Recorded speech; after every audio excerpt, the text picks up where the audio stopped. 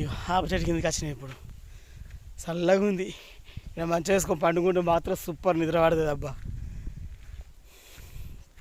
ఇక మన కొబ్బరి చెట్లు, కొబ్బరి కాయలు అని రాలిపోయినాయి. దీని కాయలు అయితే సూపర్ టేస్ట్ ఉంటాయి, అంటే పెద్దగా ఉంటాయి, మస్తు ఉంటుంది. టేస్ట్ మాత్రం సూపర్ ఉంటుంది.